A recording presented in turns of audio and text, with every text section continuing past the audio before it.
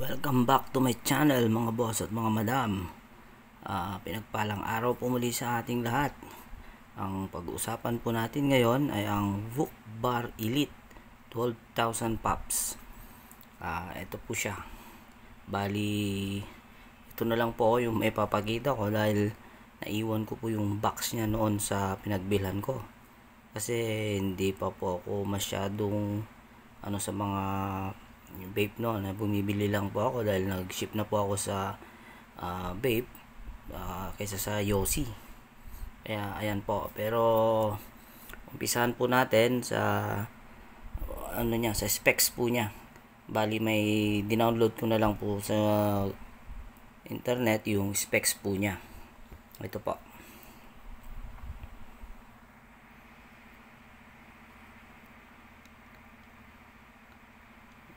Bali,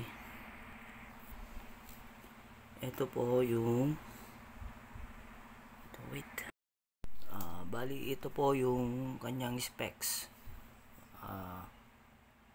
12,000 pops, type C, battery indicator, 550 mAh battery, mesh coil at smart screen.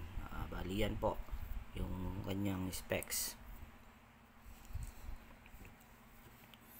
So dito po makikita natin na ito po ay watermelon. Ang pagbili po pala nito, pag kung ano yung flavor po na pinili nyo, ay siya rin pong kulay ng kanyang battery pack. Yung pinili ko watermelon, green po siya. Hindi ko po alam na ganon, kaya ito yung nakuha ko. At yan po, ito po yung charging niya na type C. Dito naman po yung airflow niya, bali dalawa po. Tsaka ito po yung display niya. Nakita po yung display. Pag inalis po, taka linagay, yan po, lalabas po yung display niya. Yan po. Ayan po. At dito rin sa cartridge niya, nakandyan na rin po nakasulat kung ano po yung flavor niya. Sa naman po, maganda po yung niya, sakto lang po sa lips yung niya. At ang lasa po ng itong VOOC bar na to, Elite 12,000 pops, ay malasa po siya. Hindi po siya katulad ng ibang pad, mga refilled pad na malamig masyado. Ito po sakto lang. Pati yung isang binili ko po na taro flavor, taro ice cream flavor, hindi po siya sobrang lamig. Saktong sakto po yung lamig tsaka yung lasa po niya. Kaya sa akin, goods na goods po itong VOOC bar Elite. At yan po,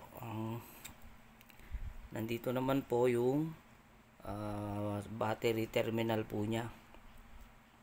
Nandyan po sa yung loob ng magnet. Ito po yung bali magnet po niya, yung malaki, yung nasa gitna po, yun po yung battery terminal. Kumukonect po dito. Tsaka dito po yung sa airflow po niya. Ang charging time naman po nito parang 5 minutes, 10% yung dumadagdag po. Bali check nyo na lang po kung nasa 85% po siya to 90. Huwag nyo pong isagad sa 100% kung maaari. Pero masasabi kong matibay din po ito kasi na-overcharge ko po siya minsan. At kung makikita nyo po, medyo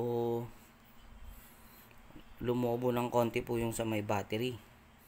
Pero 2 buwan ko na pong ginagamit ito, okay na okay po siya. Para wala naman pong effect yung paglobo niya. Dito yung performance niya, ganun pa rin po katulad nung dati. Kaya goods na goods po itong Vukbar Elite. Yan lang po mga boss, mga madam, sa araw pong ito. Please like, subscribe at hit po ang notification bell para sa mga susunod pa po nating video po. Salamat. God bless.